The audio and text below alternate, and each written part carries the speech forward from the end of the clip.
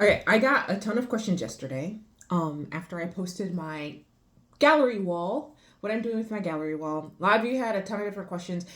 You want to see the final thing, but I am kind of redoing a little bit of the where the placement of things are. I'm trying to straighten it up according to Lady Lachey says I need to get my act together and make it better. So things aren't ready to be finalized yet. But a lot of you guys did have questions about start making pin boards, the tools I'm using, things like that. So I'm going to do a little video on what tools I use to kind of get you started. So, and then feel free to ask me any questions. Feel free to completely bypass all of this because maybe you're not interested. But the basic tools that I use that is Jada's method of making pin boards, whether they're magnetic or whether they're cork or any other material. Anyways, you want to have a good pair of scissors. These are non-fabric scissors because you'll be using this to cut a bunch of different things. So I have a dedicated pair of scissors just for like miscellaneous stuff. I like a good ruler. This is actually one of my quilting rulers. I like the size of this. This is 12.5 by 2.5. But you can use whatever ruler you like. I don't like using measuring tapes because you have to hold one end, and this is just a lot. You can hold this much better and get it's got a nice grid on there for you. So this is one of the essential tools. I cannot go anywhere. I have to use pliers and needle nose pliers. The needle nose pliers are absolute for me, and then these are kind of extra, but I always have to have these. I can use these in place of these, but when I need needle nose pliers, I gotta have them. So this is a critical tool for me as well. And then I have these smaller. This one is a Phillips head. Just a tiny one, and this is great for if I've got to pull little screws out on my current, on the actual frame that I have. I also have a flathead one of these, and then just a bigger size flathead. And then my ratcheting screwdriver, it's got a Phillips head, and then you can flip it around and put a flathead on it as well. But I use this. And then this is probably one of my most favorite tools. This I use in sewing. This is called an awl. You can get this at Joann Fabrics, Michaels. You will find it either in the leather making tools or quilting tools. Probably the quilting tools at Joann Fabrics. Definitely in the quilting section at Hobby Lobby. But this is great because it's got a nice point in it, and then I can make holes for when I'm putting in the D-rings or whatever I want to use to hang my piece with.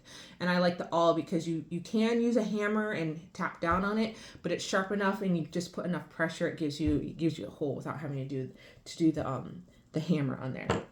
Another tool is Gorilla Glue, one of my favorites. This is the Gorilla Wood Glue. And then I also use the Gorilla Super Glue and Super Glue XL, right? I use these interchangeably. I like the gel, the regular gel, because it doesn't run. You gotta shake it a bit, and it's a nice steady line. It doesn't run, so I really like that.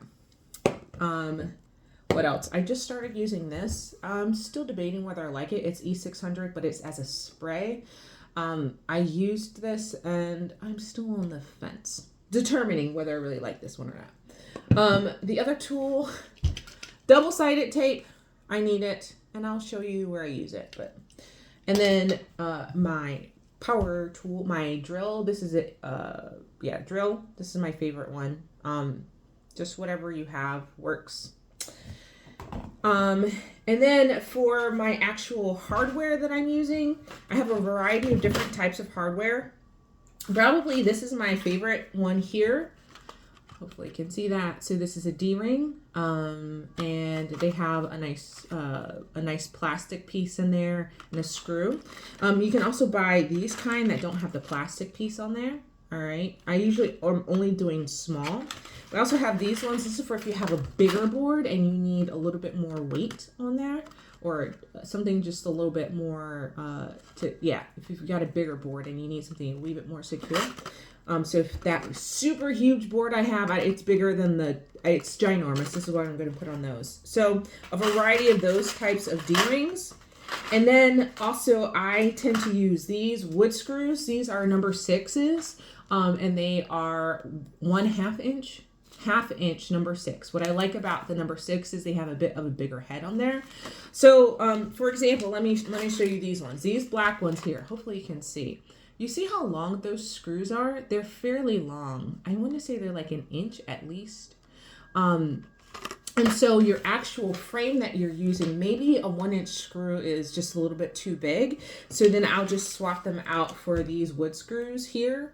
I really like those. And then also for hanging, I talked about this yesterday. These are the drywall anchors that I use. I get this pack from Lowe's. I think it's $16 or $17.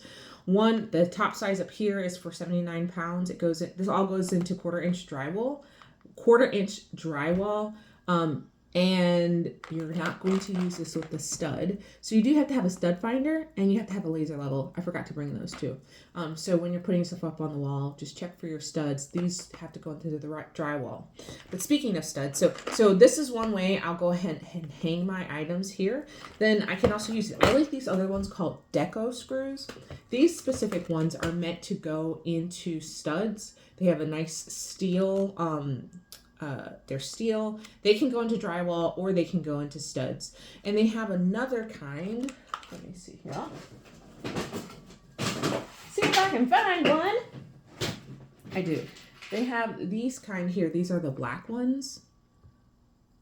So these are made by this same company. I just don't have a package. I dump all of them.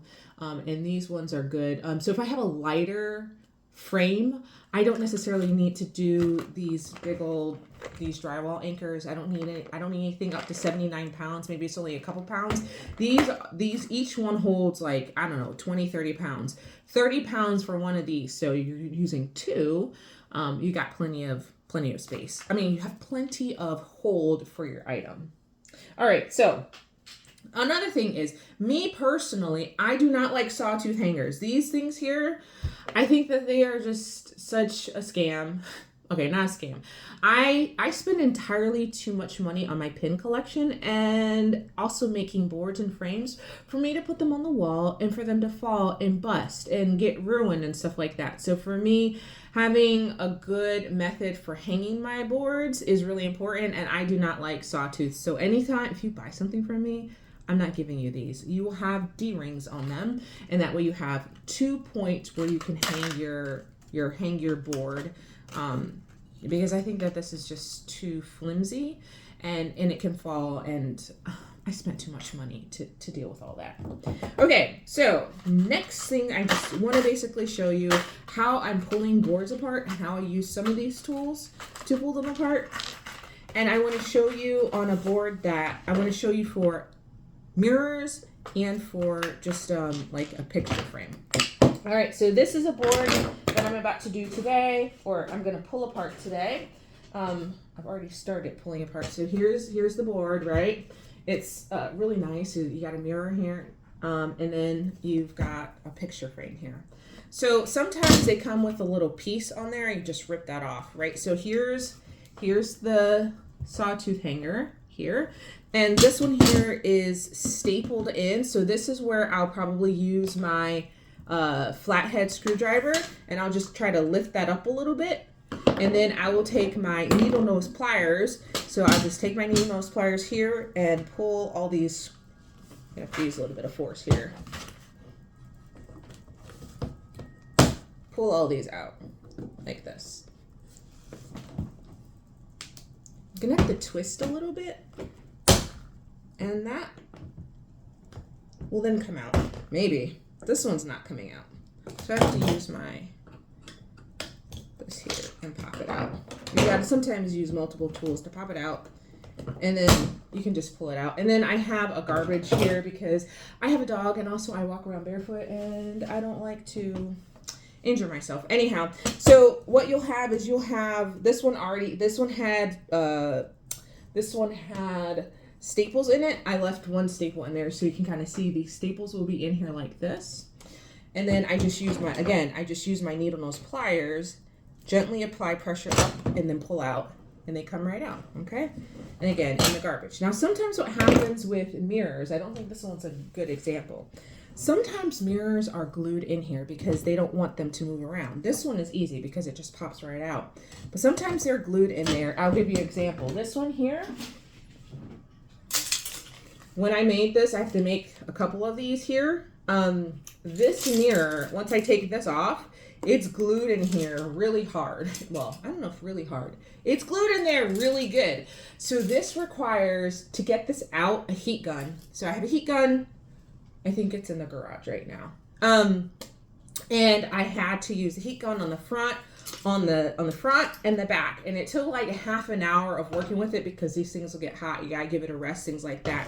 And eventually the glue will melt enough that you can pop that mirror out. So a lot of times on your mirror boards, they take a lot more work because you have to get the glue out. That's how the manufacturer secures the mirror in there so it doesn't shift, so it doesn't break, things like that. So you might have to use a glue gun depending on what you have. But this one was easy. This one just popped right out, right? So we're good to go. And then what I do is I have all the glass, all the mirrors. I have a box in my garage, just a cardboard box.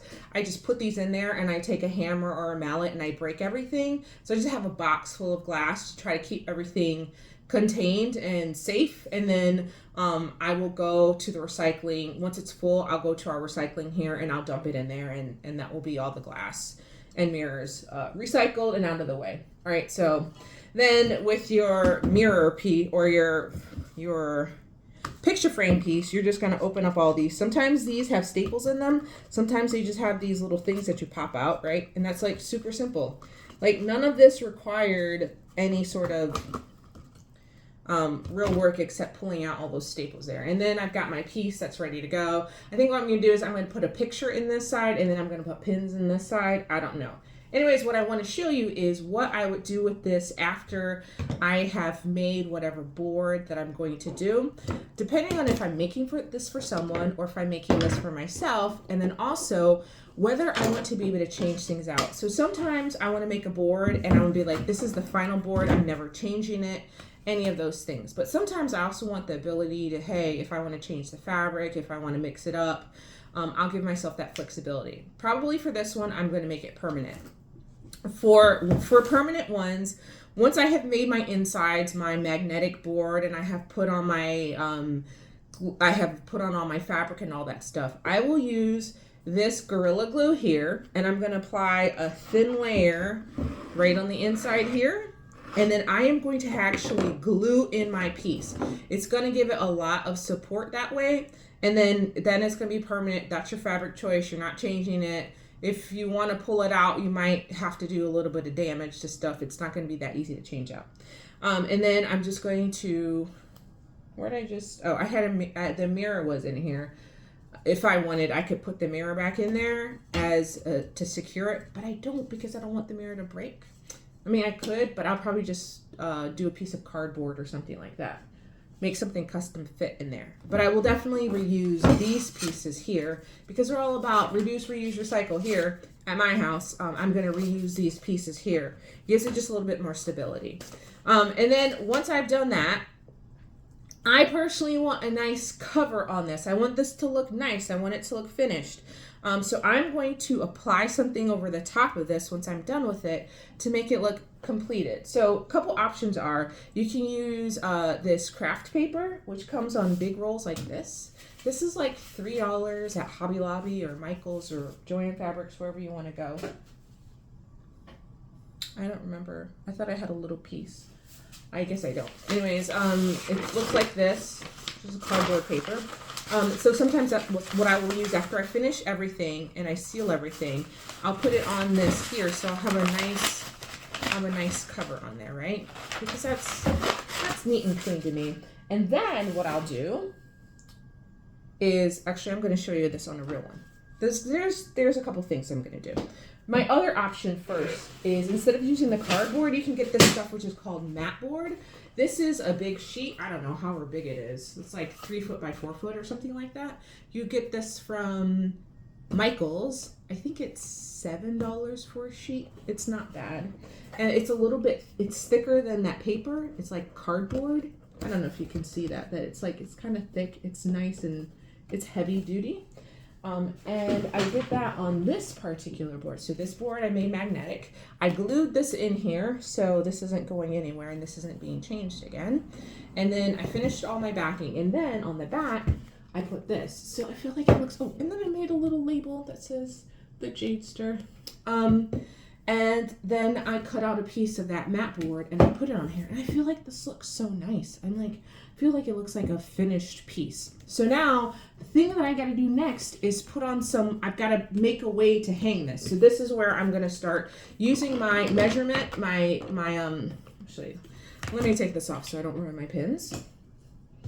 I'm going to start using my ruler and my, so I kind of look at this, I say, where do I want it to hang? I probably want my hangers to be somewhere around here, okay? So I'm going to audition whatever I want to use.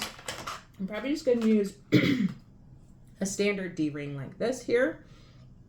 I'm just going to do like this and say, where do I want it? I think I want it I want to hang it something like this, right? So then I'm just going to take I'm going to look at it there. I'm going to take my ruler and say, okay, where is this positioned? Does this make sense for me? Looking at this, I've got it 3 inches down. 3 inches seems to be about standard. So if I come in like 1 inch to a half an inch and then go down 3 inches, that seems to be about right. So if I do that, I measure where I want it to be, right? Like this, all right? Measuring how I want it.